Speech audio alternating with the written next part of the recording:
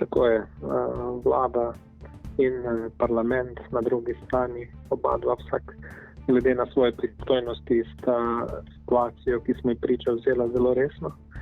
Vlada je po svoji pristojnosti omejila določene socialne stike, določena gibanja ljudi, na ta način omejila naš način življenja, kot smo ga bili vajeni doslej, ampak vse seveda v skrbi za naše skupno zdravje. Parlament na drugi strani pa je sprejel določene zakone, kar 5 zakonov, kar je pravzaprav zelo veliko, glede na to, da so bili spisani v rekordnem času, ki bi ublažili posledice, ki jih ima ta epidemija na gospodarstvo in na druge segmente družbe.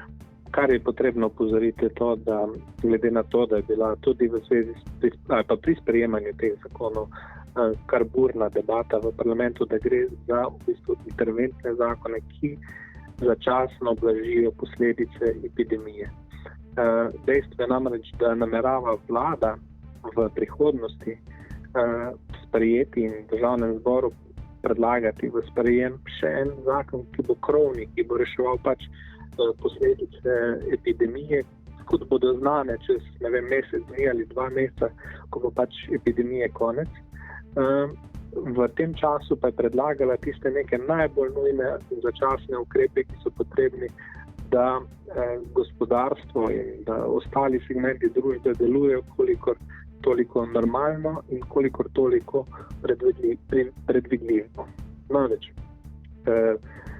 sprejeti je na primer ukrep delnega nadomestila plače v primeru začasnega čakanja na delo ali pa povračilo celotnega nadomestila plače v primeru individualno odrejene karantene.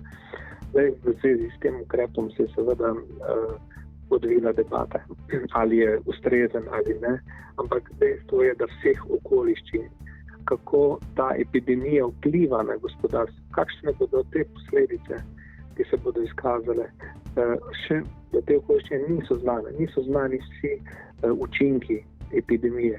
In ko bodo znani učinki, bo lahko vlada pripravila takrat za nazaj ukrepe, ki bodo, verjamem, da bistveno bolj zadovoljili vse, ki bodo z samo epidemijo prizadeti.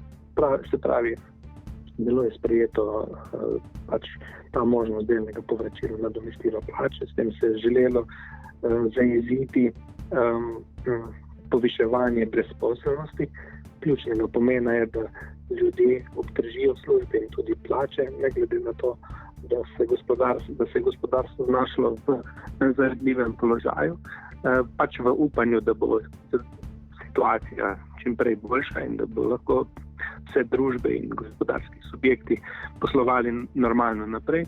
Nadalje pa so bili sprejeti še razni drugi ukrepi, naprimer odlog plačila obveznosti iz kreditnih pogodb, potem lažji pogoji za spremembo prehodne akontacije, lažje uveljavljanje odloga oziroma obročnega plačevanja davčnih obveznosti in podobno.